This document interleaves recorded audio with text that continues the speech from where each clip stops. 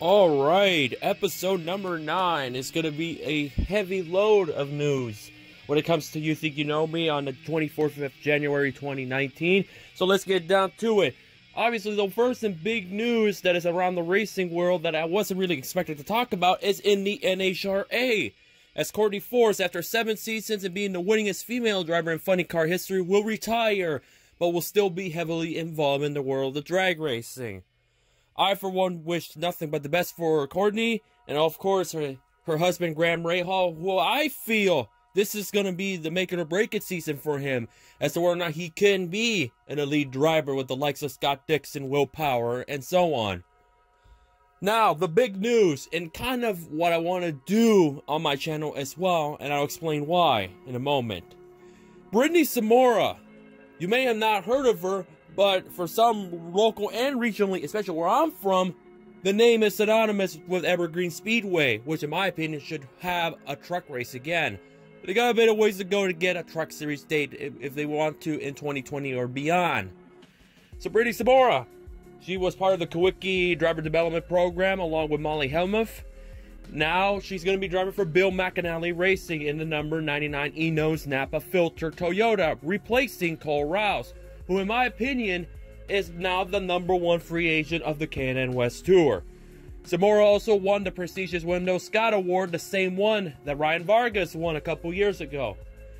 In my eye, I figured this would be coming, but I wasn't really expecting it to be at the expense of Cole Rouse, who finally got that breakthrough victory last season.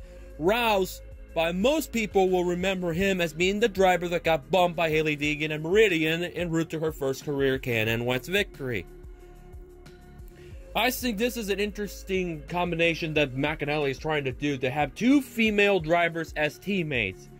And of course, if you haven't followed us through social media, I think most people are saying the odds-on favorite could be either one of the 2 drivers from McAnally, which is Derek Kraus and Hailie Deegan. Deegan has the fire, which much like Jimmy Johnson does, as said in the Tuesday press conference at Hendrick Motorsports, that Kevin Mindering, his new crew chief, pointed it out. Now, going into 2019, it's just a matter of who will be the favorite to win the championship. I think, like I said, it's an interesting move to put another female driver. Well, for Zamora, she was a local track champion. I feel like the big question with me would be, how will she fare in that 99 car? Because that 99 car could be a contender no matter who's in it. It's just a matter of luck being in their favor, which was a huge detriment to Cole Rouse as far as whether or not he was going to be around in that 99 car or will go somewhere else. The same thing can be said about Derek Kraus, who could have been a championship contender right up there with Derek Thorne a year ago with the Bob County Sunrise Ford. But stuff like Evergreen and Meridian didn't help his cause whatsoever. So now, you may be wondering, what does this have to do with K&N West, and why does it have to do with me personally? Well, one of the first of 2 personal stories I'd like to share in this episode is the fact where I write, the website that I write for, will no longer be covering K&N West, which is pretty much the side project beat writing that I had. Because to me, in my opinion, the West Coast doesn't get enough love or credit, because of course when it comes to the K&N Pro Series, it's all about the East. Outside of that, if you don't consider Hailie Deegan, the West doesn't really get all that much love, even though Todd Gilliland came from there, Brendan Gong, Kevin Harvick. And it doesn't really help. It's kind of unfortunate, but in this channel, I will find a way to still cover K&N West racing. I may call it West Coast Wednesdays. I don't know. You may have to stay tuned and find out. But this is the big question now. Where will Cole Rouse go? Will Cole Rouse have to end up in a part-time gig with BJ McLeod? Because that 99 car, while it is initially signed for Tommy Joe Martins and Jairo Avira, who had pretty strong runs in that McLeod car, the few races he got to run. So I keep an eye on him. But then, that's just that. I don't expect JR Avila to be a Cup driver. Oh wait, Quinn Huff is a Cup driver now. So anything can happen. But Rouse in that one race in Las Vegas, he had a really strong run. Sure, it's a BJ McLeod car. Sure, attrition was key in that race to get him in the top 20, top 25 final result. But in my opinion, if there's one ride that Rouse can go that I think will best suit him and that will keep him and high value. And by the way, he is a Spire talent, just like Quinn Huff, Ross Chastain, Kyle Larson, James Hinchcliffe, Garrett Smithley, and Vinnie Miller. So, if he's still part of the Spire thing, he'll be around somehow. He will be.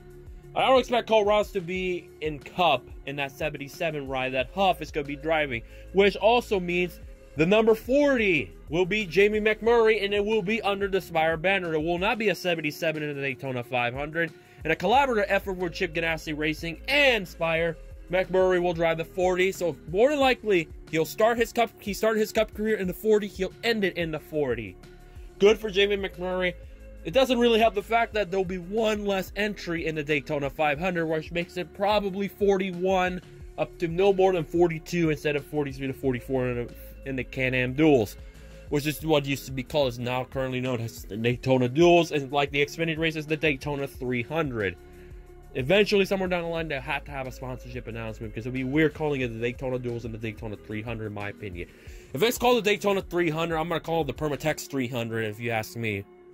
Old school reference. Back to Rouse. Court Rouse, simple, the 6 car. Derek Thorne's old ride, the championship ride. This is the only viable option I can see him to be, 1, a championship contender, 2, to prove a point, and 3, to have a good successor from Thorne's ride. Of course, Derek Thorne will be driving in the Spears Southwest Tour, the same one that Kayla Eshelman has driven before. So, and also, he's a 4-time champion down in the Southwest. So it was essentially a one-and-done season for Thorne. He's a 2-time K&N West champion. Albeit, I really hope he does get somehow a truck ride in the West Side in the foreseeable future. But he came, he arrived, he did what he wanted, and now he's going back to his family and his local roots. Can't blame the man. Good for him, and I wish him the best in the Southwest Tour. He won at Evergreen, which was one of the 3 K&N West races that I covered at the track. So, there may be a West Coast Wednesdays where I will talk strictly K&N West to probably provide some love, and hopefully this kind of outlet will work out. Now that I talk about Zamora, I don't expect her to have an instant success as far compared to Hailie Deegan with winning 2 poles and a race win. I think she'll be no doubt the favorite to win Rookie of the Year, but so far, based on the West lineup, it's only the 3 McAnally cars, the 6 being vacant, and Takuma Koga in the number 77 instead of the number 11 that he's been driven the last couple of years. So there's little pieces coming up then and there, and along with that announcement of Zamora, she also will be running some K&N East races, as will Natalie Decker. Same with Deegan and Kraus. And Kraus will drive select races in the Gander Outdoors Truck Series in the number 19. He made his debut at Phoenix and finished 8th. Spectacular run. The big question will be, in everybody's mind, will Deegan run some truck races this year once she turns 18? That is a big question that no one knows at the time. Deegan may have hinted it, but who knows what it might be. It could be whatever. You never know. But in my opinion, I said it in my mind, as far as Truck Series 2020 is probably where she'll probably run full-time trucks. And as far as Cup, if they keep playing the games like every other year she moves up, 2024 will be more than likely the earliest we'll see her in Cup. In my opinion, the more ideal earliest. The latest is 2026. The latest. 2025 as well.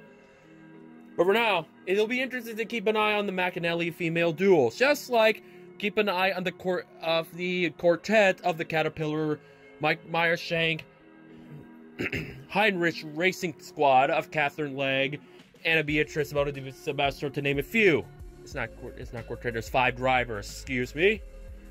Because the women in racing are growing with all, of course you have the W Series, which Hannah Sellers, Natalie Decker, to name a few, are looking to get one of those illustrious spots. What subjective aside, personal opinions aside, of how you feel about the W Series, how it's regressing the evolution of women in auto racing from the days of Lindsay James and Janet Guthrie, Sarah Fisher, Danica Patrick. Yes, it's Danica Patrick during her IndyCar days. Everyone knows about Danica Patrick's NASCAR career, and also not so much about her IndyCars unless you follow all types of racing or have been following motorsports since 2003 and beyond. But I say a top 10, well, it's relatively easy. I think should be no worse than 8th. I'm talking about Zamora. No worse than 8th. For Deegan, her goal is simple: win the championship. Right now, it's going to probably be Deegan and Kraus as the odds-on favorites, unless, as I mentioned, Rouse ends up in one of the Bob County Fords, or Ryan Partridge, depending if he's staying, which I have no info regarding that, could rise up to the occasion and compete for the championship as well. Because while Kraus had the unfortunate, Partridge was consistent in that championship battle, more consistent as far as who was the foe of Derek Thorne when it came to that title. Enough about K&N West. There might be a series dedicated for on my channel in the foreseeable future.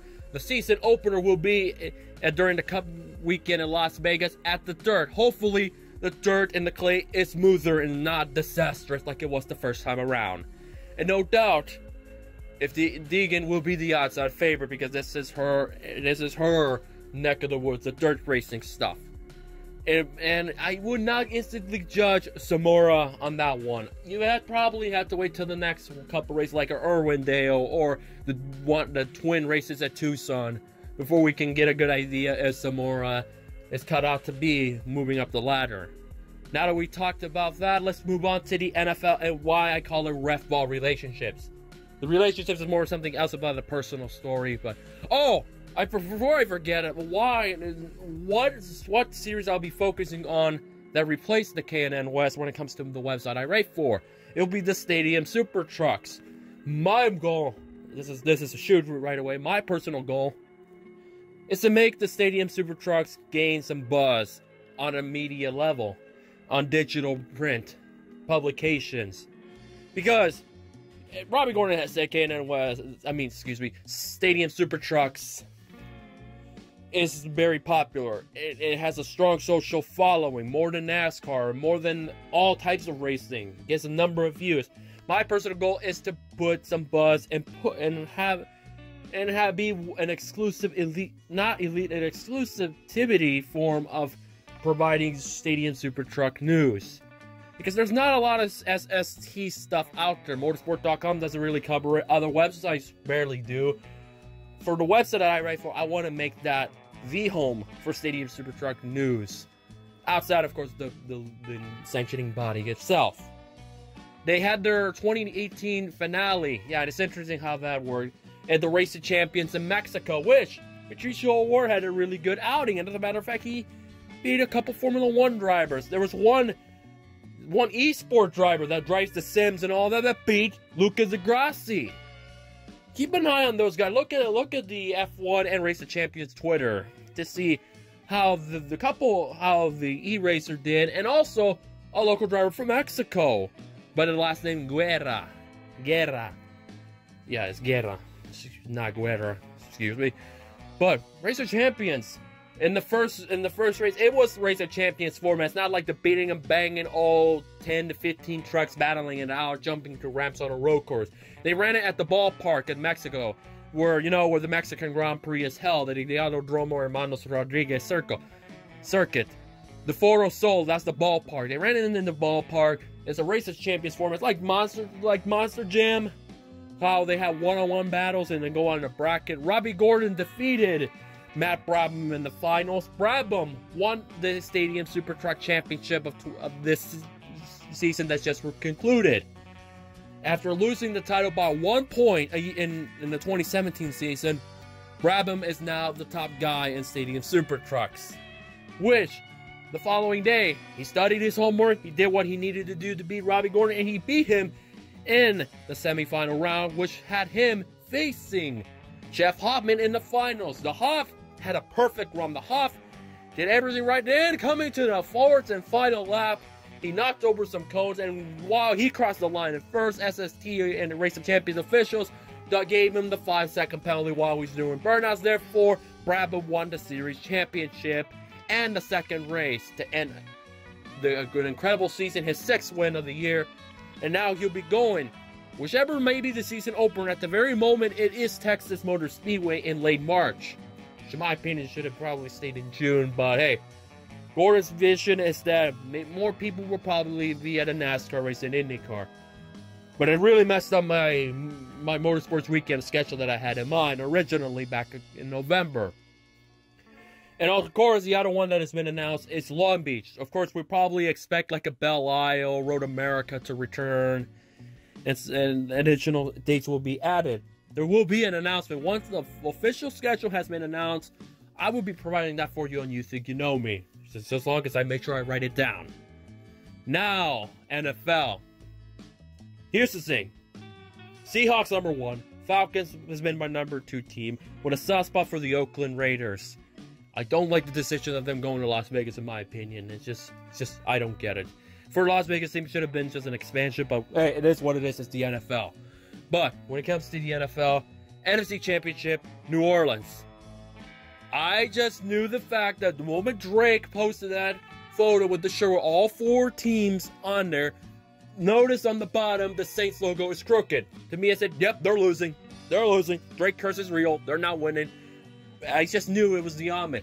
Initially, in the start, it looked like the Saints were going to be the odds-on. They were going to win the game. I was like, okay, reverse psychology. Mr. Jinx. I jinx the Rams. And then the stupid, blatant garbage no call. And this is me coming to be the Falcons guy. So, therefore, I'm obliged to root against the Saints. And there's a little story between the Saints and Falcons of why I became a Falcons fan over the Saints. I'll probably tell some other time. It was during my high school days, and I'm still friends with that individual to this very day. It's a woman. She got beautiful eyes, though. All right. It was ridiculous. It was ridiculous. No way. That moment ruined an otherwise fantastic game. There was another one in the NFC Championship as well that got ruined because of ref ball. You know, Urinating Tree's reference of ref ball. That was ref ball of the year right there.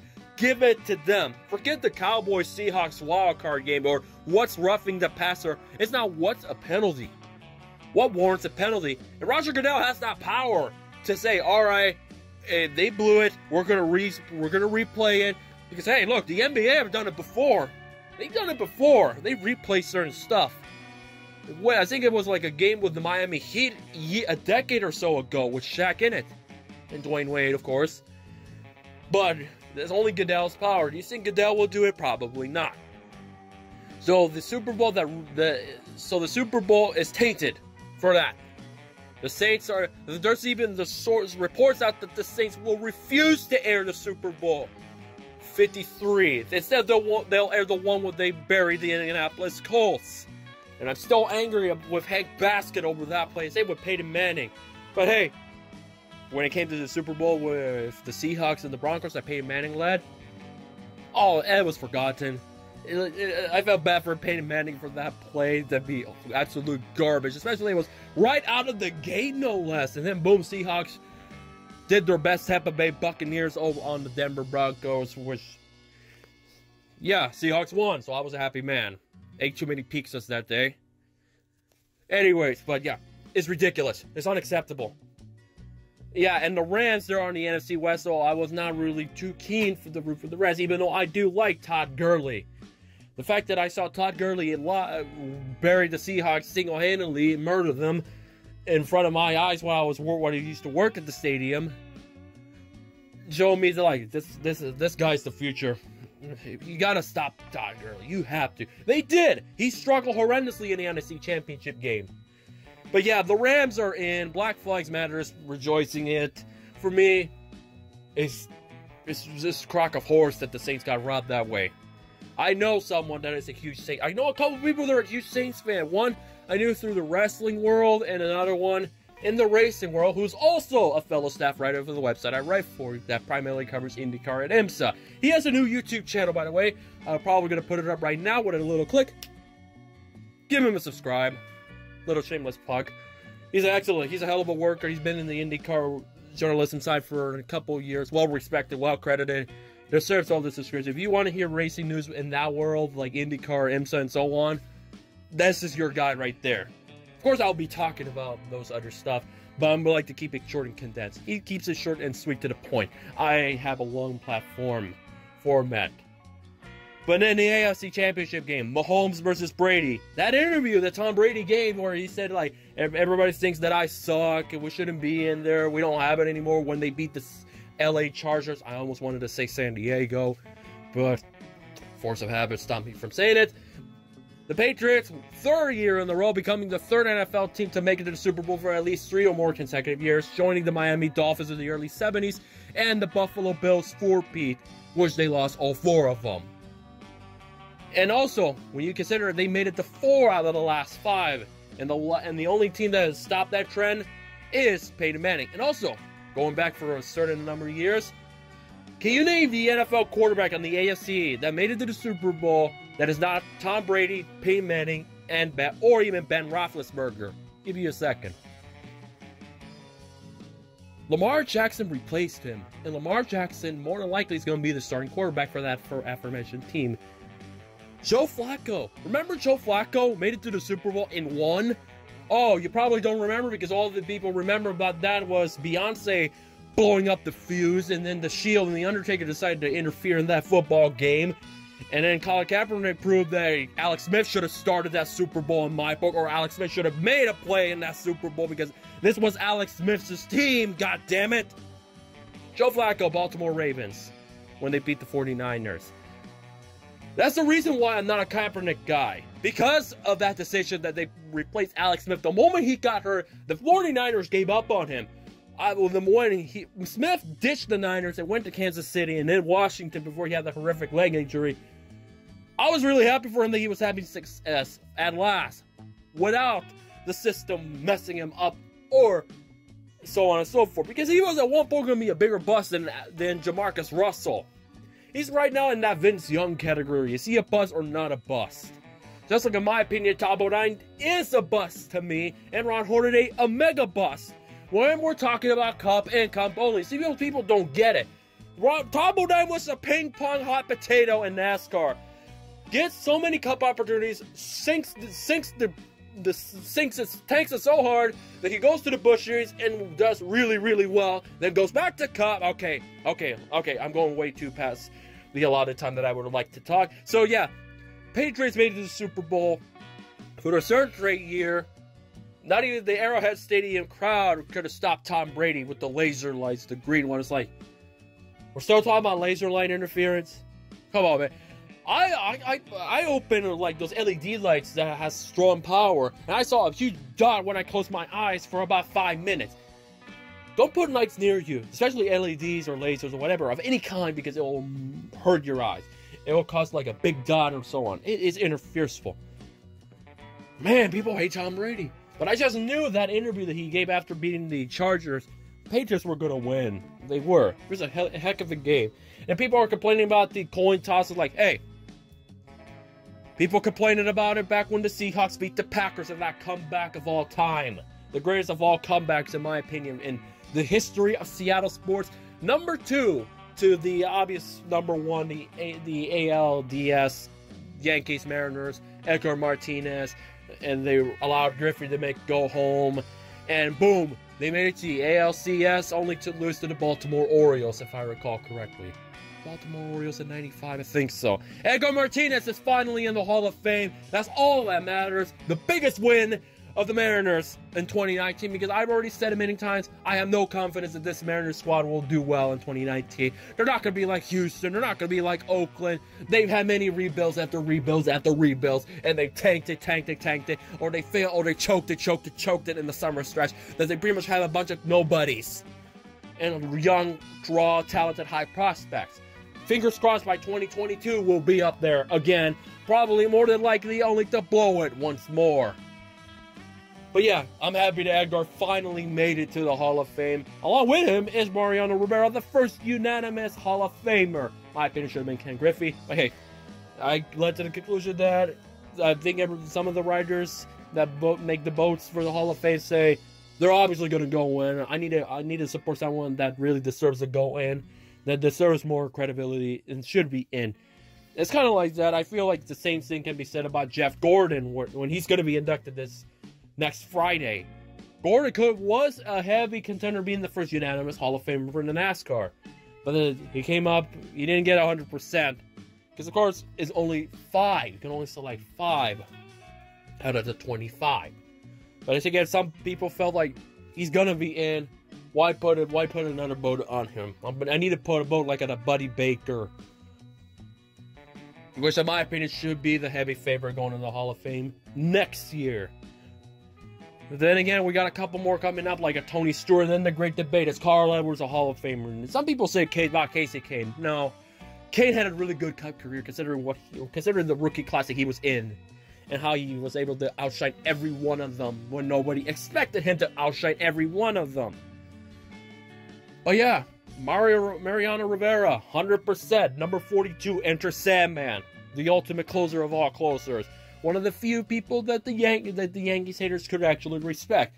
Speaking of respect, Jared Jeter will be, no doubt, a heavy favorite. Could be the second guy unanimously in the Hall of Fame in 2020. But finally, when Cooperstown comes along and when they have that big Mariners game honoring Edgar, I probably will be there and buy myself a shirt like the one I have of Ken Griffey Jr. in my closet. Alright, we talked about Brittney Zamora, the NFL. Oh, Patriots. No doubt. It's going to be the Patriots, but where people love it or hate, it's going to be the Patriots. I'm calling it now the Demo Bowl. Why is it called the Demo Bowl? I didn't have any bowl name. I did just the rematch of Super Bowl. It was a Super Bowl 36 when the Patriots faced the then known greatest show on turf St. Louis Rams, when Tom Brady was in his first Super Bowl. The season that Drew Bledsoe got hurt and he took over. Drew Bledsoe was a great Coug, by the way. And speaking of Cougs, I am really, really happy that they beat Oregon. I will never get over that fact that I'm so happy that they beat Oregon on College Game Day. If you don't know what I'm saying, go watch my NASCAR TV Graphics Part 1 of the Speed channel for proof. But it's the Demo Bowl because it's LA and Boston. For the first time ever that both the Super Bowl and World Series had the two big marketings, LA and Boston, albeit they're in New England's Foxborough, Massachusetts, but the biggest marketing, and for the Patriots, is indeed Boston. So it's technically Boston, LA. Could we see Celtics-Lakers in the NBA Finals? Lakers got a lot of work to do, and I think Boston as well, for it to be a sweep. We won't see that in the Stanley Cup, that's for sure. We're not going to see that at all. Nope. Maybe, but I doubt it. No doubt, Patriots, 37-14. It's the least appealing out of the four. I would have loved to personally see the rematch with the Chiefs and the Rams, or the GOAT Bowl between Brees and Brady. In my opinion, it should be the GOAT Bowl. Oops, excuse me, a little voice crack there. Boy, yeah, the GOAT Bowl, why not? I would find that more intriguing. But you still get the present meets future, but in my opinion, the present meets future would have been far more interesting if it was the Chiefs and the Saints in the Super Bowl. Then you have future versus present. Because Brees, it is a top, as an all-time great quarterback. Considering it was not until last season that he finally had a wide receiver that made it to the Pro Bowl of Michael Thomas. For the longest time, he never had a wide receiver that made it to the Pro Bowl that he was the quarterback for. Sure, he's had tight ends like Jimmy Graham, the most underutilized Seahawk of all time, if you ask me. But we won't get that. We're not going to get the replay. The Saints are not going to be in the Super Bowl. They won't get what they want. Lawsuits, petitions, Rob. You're not going to get it, unfortunately. I personally would like to see that kind of weirdness happen, but it's not going to happen. It just won't. Alright, now I got a couple more few things to talk about. Let's talk about...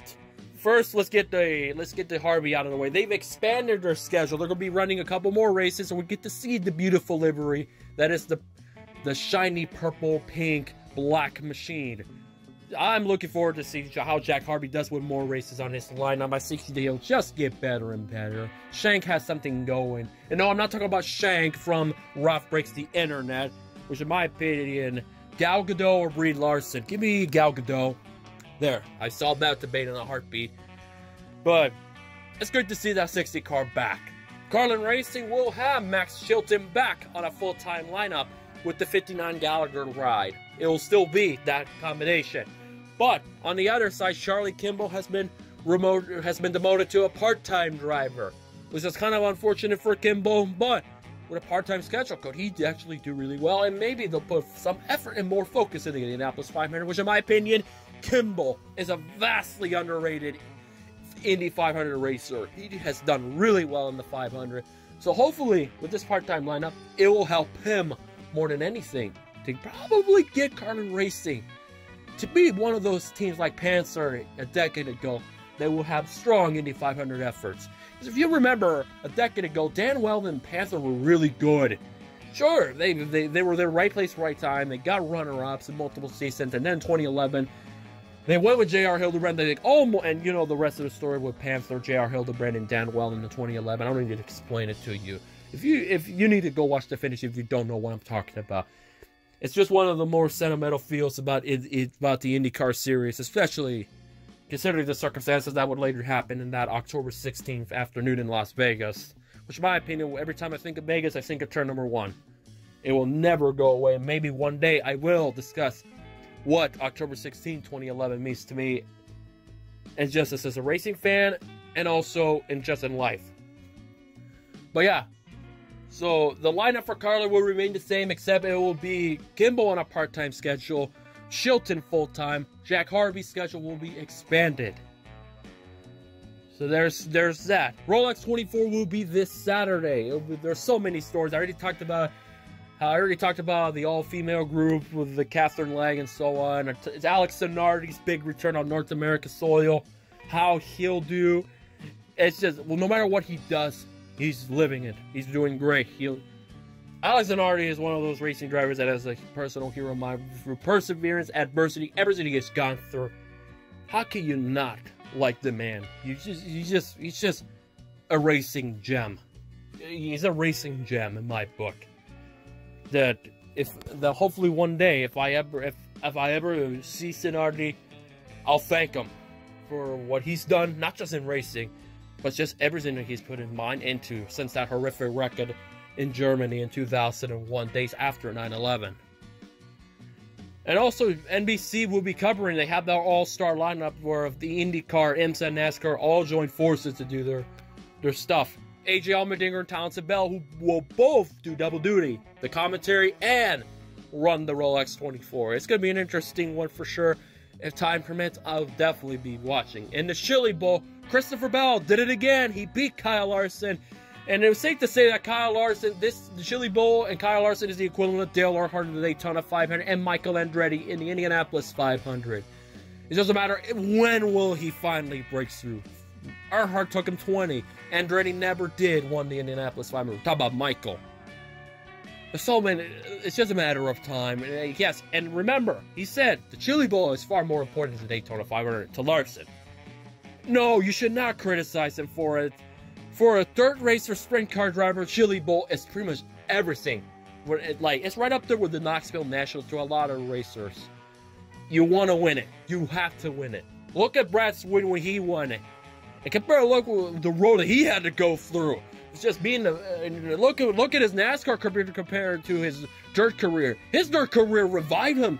He's as respected than ever than he was like 3 years ago when he 3 or so years ago when he finally left NASCAR to go back to his roots. Now he's a bigger star than he ever was in my eye. Imagine Larson winning the Chili Bowl. That would be a big deal. Christopher Bell and Kyle Larson, that's the rivalry of the future. It's just a matter if Larson will stick around in NASCAR. If he does not stick around in NASCAR, we'll see it as like a major attraction for any racing fan that loves the dirt or the sprints. Larson versus Bell. We saw it in Las Vegas in the Xfinity. Look how great that was. I even wrote about it, by the way. So it'll be interesting how it'll be the big story in the 2020 if he runs the Chili Bowl. Will Kyle Larson finally seal the deal, or will Christopher Bell go 4 in a row? There's so many stories about the Chili Bowl. You even had Dylan Welsh, Carson Elledge, couple of future commentators that also do racing. Dylan Welsh, I keep an eye on him in the commentary. He's going to be really well. If you cannot stand Vince Welsh, at least look at Dylan and compare and be happy that at least one of them could be a future reporter. But also could be a future racer. You never know. You never know. Same thing could be said about Brandon McReynolds as well, who Who won? Who won allowed in that 74 Visconti Motorsports IGA machine? There wasn't. Back in the day, IGA was the place in my old hometown. IGA. Man, that brings me some nostalgia. But yeah, the metal show, the concert that I went at in Fife, it was very last minute deal. I was thinking, I'd like to go take photos, finally introduce myself to this one individual, which all of them did happen. It was a hell of a show. You have 3 great acts. You had a LIII 85. You had Pagan County Rebels. And then, of course, down in the middle is LIII Crew, the Motley Crue tribute band, which, by the way, Motley Crue will reunite, have at least 4 new records, and a reunion tour. So if they ever stop by in the state of Washington, I'll probably give it a stop. Same thing with Iron Maiden. Iron Maiden is the main concert that I'm eyeing on this year. It's not till September at the Tacoma Dome. By the way, just to point that out, and yes, it was a hell of a show, fantastic show. Figured out the right colors, the right frames, the right ISOs, all the little stuff that photographers know, and they're able to get strong, solid photos out of it. I'm really happy with how they all turned out, the photos and everything. The performance was great. Got a lot of action shots, got all of that jazz. And I was really happy with my work. It's probably my best work I've done yet. And now I feel more confident to do more photos at different events. Hopefully, fingers crossed that I'll do some for racing. But of course, the riding will be priority. But I don't know about the truck series. I probably need to get some truck photos for future references because truck series photos are hard to find or to be permitted to use. A little inside detail, but great show. Great. Gotta love metal. Gotta love metal music. I can't say the same thing about a garbage-ass Halsey. Just when I thought everything was gonna be great. Everything was gonna be great in the world of the Hot 100. No, in a time where Baby Shark is cranking the charts, rock is all but dead in the top 40, Maroon 5 is going to the Super Bowl, you have Halsey. Halsey at number 1 again. Sunflower out of the chart. If I remember, Without Me was number 4 last week, and it bounced back to number 1. Why? This does not make any sense. This is absolutely blasphemy. In a time where Bohemian Rhapsody is on the hunt, maybe now cost them something because of the whole fiasco involving one of the directors, because obviously when it comes to Hollywood directors, producers, or whatever, they get busted, and then obviously it's going to be heavily judgmental to how they'll do in the Oscars, to the point that Bohemian Rhapsody will not win an Oscar because of this. And the fact that they were nominated for Best Picture, Best Actor, and so on and so forth. They got multiple nominees, going toe-to-toe with Black Panther and Roma. And Spider-Man Into the Spider-Verse being nominated for Best Animated Film. No doubt he's going to win it because of his extraordinary animated developments. Even though The Incredibles 2, Wreck-It Ralph... It doesn't matter. It doesn't matter. But that's my point. The fact that we're in a time that Halsey, in my opinion, I've hated. Don't know why. I hated her since day one. The moment that rip-off from the Ellie Goulding, the Chainsmokers that she did, I just knew I instantly did not like her. I'm not going to be interested in her music. Then when I watch videos of why people hate her and the stuff that she said, doesn't help my cause. Doesn't make me want to respect her or listen to her music. The fact that Without Me is overshadowed is now going to be associated with Halsey instead of Obi Trice, real name, no gimmicks. I mean, Eminem is absolute bullshit. It's absolute garbage and lunacy. Call it what you will. I already said it 2 weeks ago. 0 out of 5. I refuse to listen to it. It is no doubt going to be my top 10 worst #1 songs of the decade for the fact that Halsey has a solo #1. I may say Ed Sheeran sold out with Shape of You, but at the very least, he bounced back with that one single that topped the charts with Beyonce called Perfect. And I actually like the song Perfect. It's actually not bad. Would I listen to the one with Beyonce? Probably not, because Mi Gente sounds way better without Beyonce in it.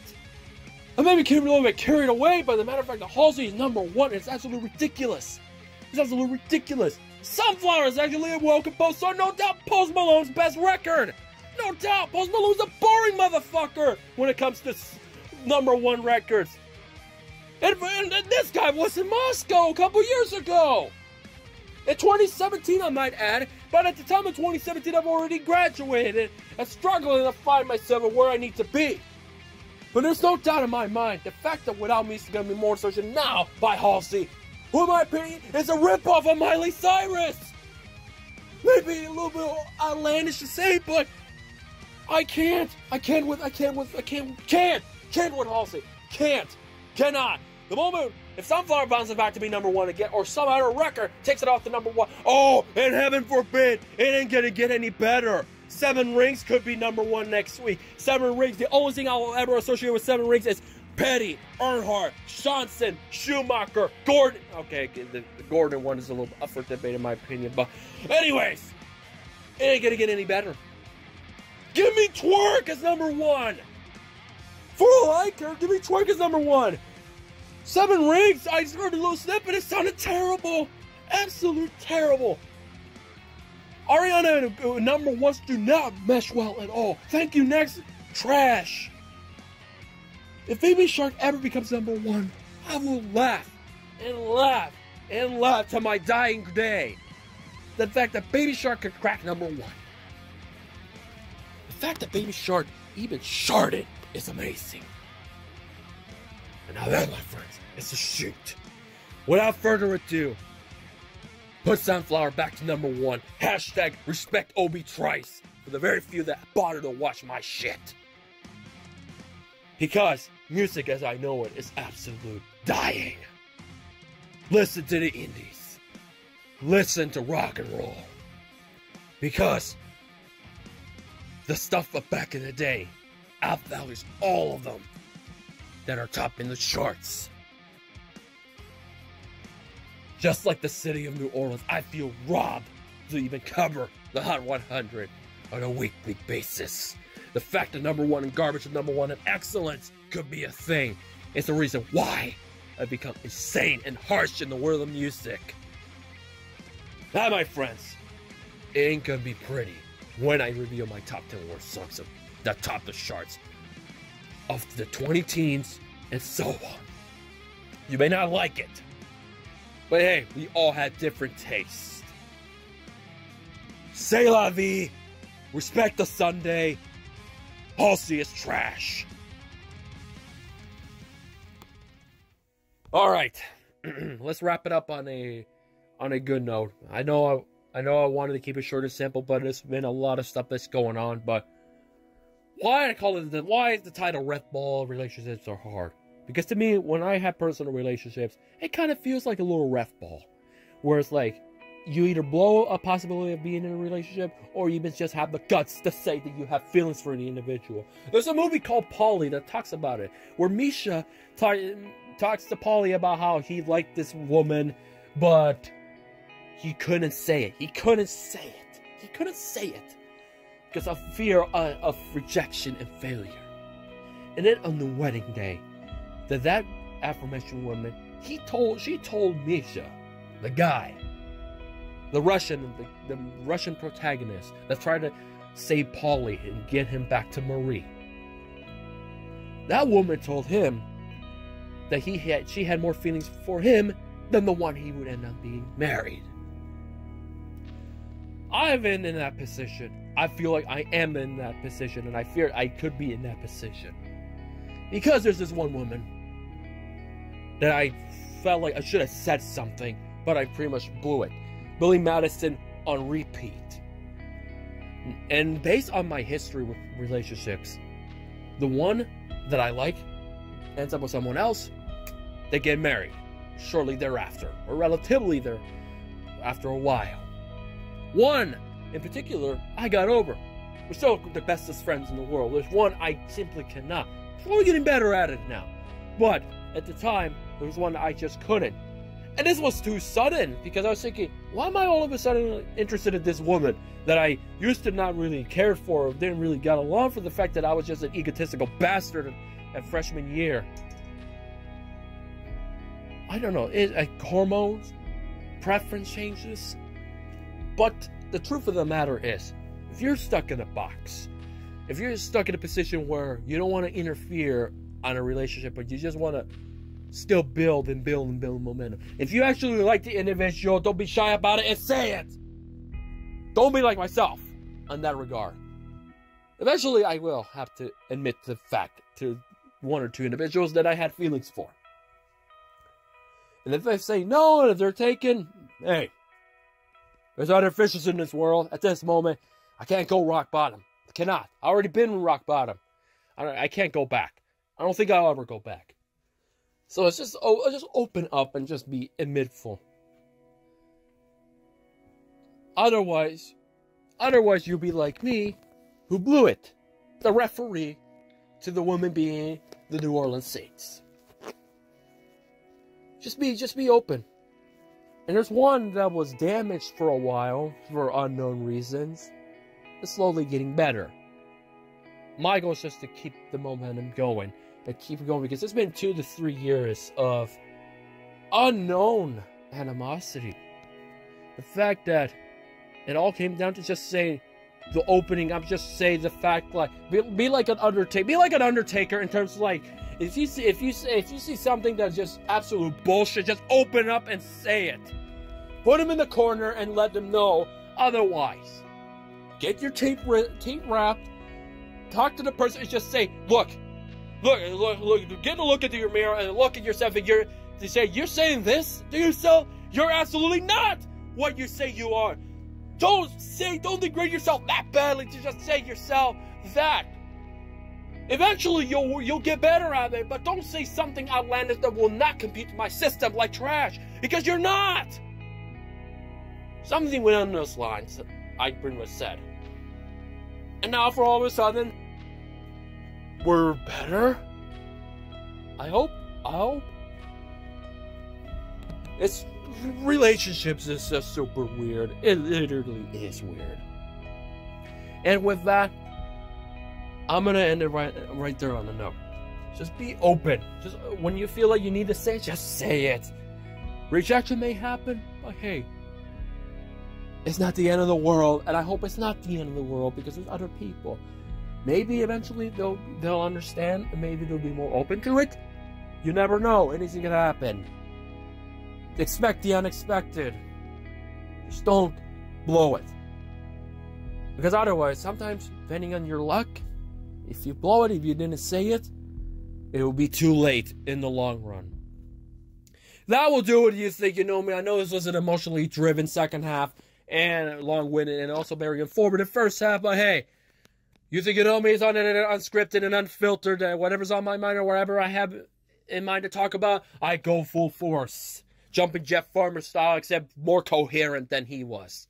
So, without further ado, until we meet again, this has been episode 9 of You Think You Know Me.